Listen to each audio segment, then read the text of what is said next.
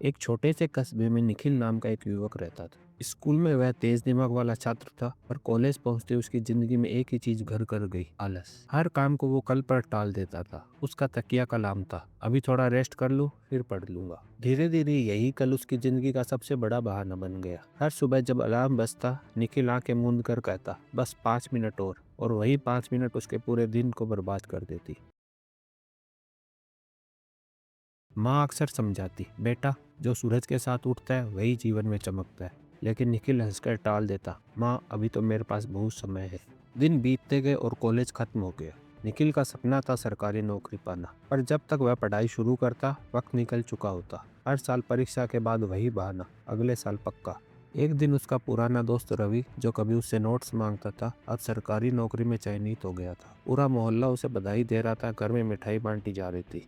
निखिल अपनी खिड़की के पास बैठा सब देख रहा था। दिल में गर्व भी था और एक जलन भी। रवि अब वही मंजिल पा चुका था जिसकी निखिल ने कभी कल्पना की। वह खामोश रहा, लेकिन भीतर कुछ टूटने लगा। उस रात निखिल देर रात तक जागता रहा। टेबल पर रखी किताबें धूल से ढकी थी। दीवार पर लगी घड़ियों की सुइयां जैसे फुसफुसा रही थी, मैं तो चलती रहूंगी, तुम कब चलोगे। उसी वक्त दरवाजे पर हल्की दस्तक हुई। दादाजी अंदर आए। उन्होंने देखा कमरा रोशनी से जगमगा रहा है, पर निखिल की आंखों में बेचैनी थी। वे पास आकर साफ स्वर में बोले, बेटा कुछ सोच रहा है। निखिल ने धीमी आवाज में कहा, दादाजी शायद मैंने बहुत वक्त बर्बाद कर दिया। दादाजी मुस्कुराए, उसके पास बैठ गए और बोले, बेटा मैंने भी तुम्हारी तरह एक बड़ी गलती की थी। जब मैं तुम्हारी उम्र का था तो गांव से शहर आकर मजदूरी करता था। वहाँ एक ठेकेदार ने मुझे एक जरूरी दीवार बनाने का काम दिया था। मैंने सोचा अभी तो बहुत समय है, आज आराम कर लेता हूँ, कल से शुरू करूंगा। उस दिन मैंने दीवार का काम शुरू भी नहीं किया और शाम को गांव आकर घर पर सो गया। लेकिन सुबह जब शहर पहुंचा तो पता चला कि ठेकेदार ने किसी और मजदूर को काम दे दिया,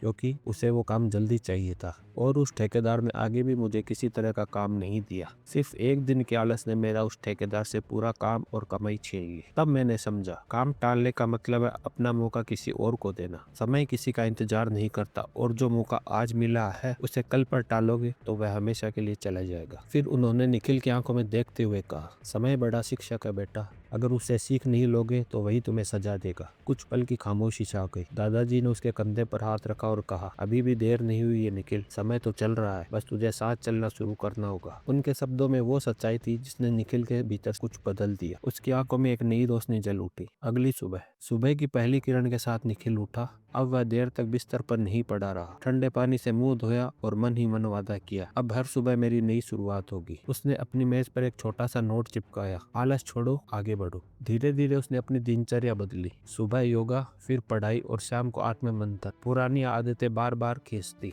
पर हर बार वह खुद से कहता, अगर आज हार गया तो कल कभी नहीं आएगा। 3 महीने बीत गए। अब निखिल समय का गुलाम नहीं, उसका मालिक बन चुका था। हर दिन 6 घंटे की पढ़ाई, पूरा फोकस और रात को आत्म आंकलन। धीरे धीरे आत्मविश्वास लौट आया। अब वह पुराना वाला निखिल नहीं था जो कल पर भरोसा करता था। अब वह अभी पर विश्वास करने वाला इंसान था। एक साल बाद जब सरकारी परीक्षा का परिणाम आया, निखिल का नाम सूची में था। वह स्क्रीन देखता रहा और आंसू निकल आए, पर इस बार खुशी के आंसू थे। वह दौड़ता हुआ मंदिर पहुंचा और बोला, भगवान शुक्रिया, आज मैंने समझा कि समय ही सबसे बड़ा वरदान है। निखिल की कहानी हमें यही सिखाती है, सपनों को पूरा करने के लिए आलस नहीं, अनुशासन चाहिए। जो आज पर काम करता है वही कल इतिहास बनाता है। याद रखो, आलस हर सपने का सबसे बड़ा दुश्मन है और समय हर सफलता का सबसे बड़ा साथी। अगर निखिल की ये कहानी आपके दिल को छू गई हो तो वीडियो को लाइक करें, शेयर करें और कमेंट में लिखें, मैं आलस छोड़कर आगे बढ़ूंगा। और सब्सक्राइब करें इंस्पायर स्लेट को, जहां हर कहानी आपको याद दिलाती है कि जो अभी जागा वही कल चमकेगा।